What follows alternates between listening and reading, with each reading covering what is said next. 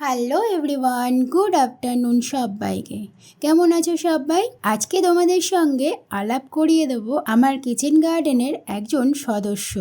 এই দেখো, এটা হলো একটা লঙ্কা গাছ।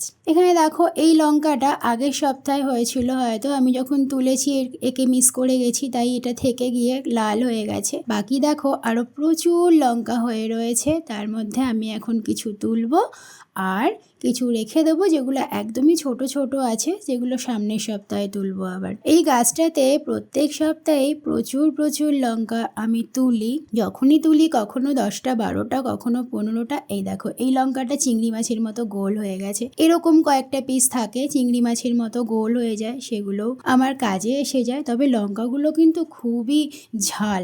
এখন দেখছি এই 2 সপ্তাহ থেকে খুব ছোট ছোট হচ্ছে লঙ্কাগুলো, জানি না বৃষ্টির জন্য হচ্ছে কিনা। তবে লঙ্কাগুলো কিন্তু বেশ বড় বড় হয় আর বেশ ঝাল।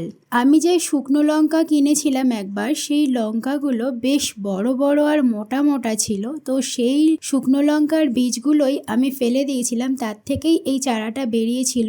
আরও কয়েকটা চারা বেরিয়েছিল, তো আমি ফেলে দিয়েছি। আমার তো ছোট জায়গা, বেশি তো রাখার জায়গা নেই, তাই আমি একটাই রেখেছি। আর লঙ্কা গাছ আবার কাউকে দেওয়াও যায় না, তো সেই জন্য লঙ্কা গাছ আমি ফেলে দিয়েছি, কাউকে দিই না। কারণ লঙ্কা গাছ বা লঙ্কা কাউকে দিলে সম্পর্ক খারাপ হয়ে যায়, তো সেই জন্য আমি কাউকে দিইনি, ফেলেই দিয়েছি, একটাই রেখেছি। কিন্তু খুব ভালো এই গাছটাতে লঙ্কা হয়। প্রত্যেক সপ্তাহে আমি এই দেখো কতগুলো লঙ্কা তুললাম।